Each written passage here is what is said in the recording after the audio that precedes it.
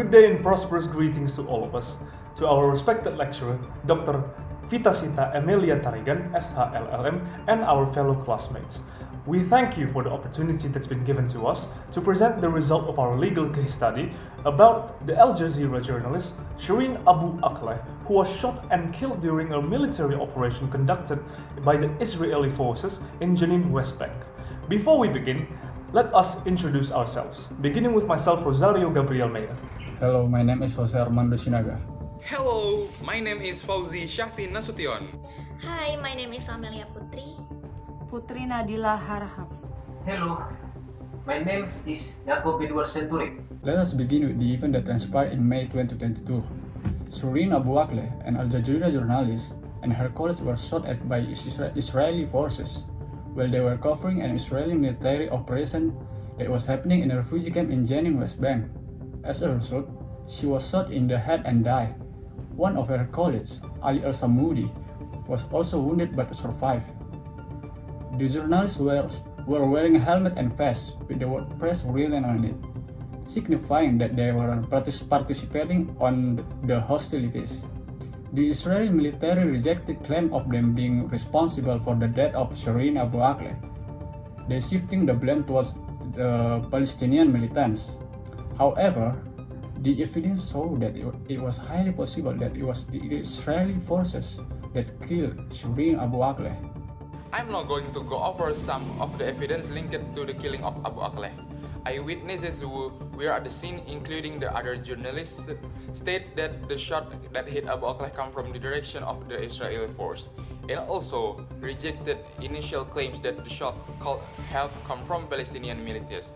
Claims that the Israeli force are responsible for the death of Abu Akleh was also reinforced by the forensic analysis of the bullet that went through Abu Akleh.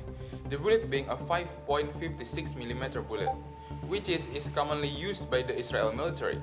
Video analysis from independent investigation initiated by media and human rights organizations show no Palestinian military activity or gunfire near the location where Abu Akleh was shot, adding relevance to the evidence that the shooting was likely intentional or negligent.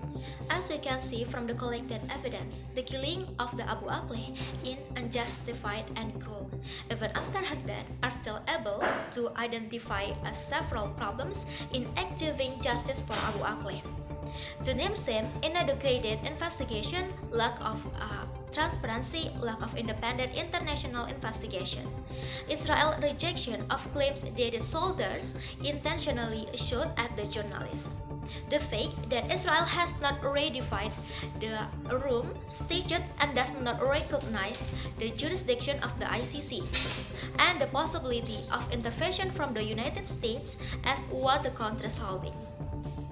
The killing of Abu Akleh is a violence against her rights to life and international humanitarian laws.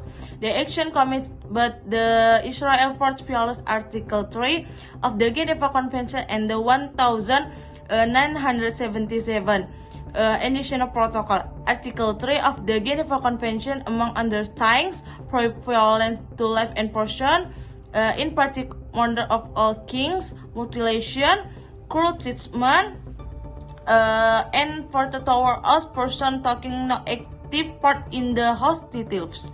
Article 79 on the 1977 Additional Protocol includes special provision and for journalists, in which journalists shall be considered as civilians and shall be protected as such under the convention, and it is a protocol. We would like to suggest a possible solution to uphold justice for Abu Akleh. Firstly, initiating a joint re-investigation carried out by the ICC, the UN, the US and Pakistan to obtain evidence that can confirm whether the shooting was intentional. Then, with international pressure, urge the US to be neutral, considering the fact that the victim was an American Palestinian journalist who grew up in the US. With the evidence collected from the joint re-investigation, this case must be submitted to the ICC. Though Israel has not ratified the Rome Statute, Palestine has. Therefore, the ICC has jurisdiction over occupied Palestinian territory.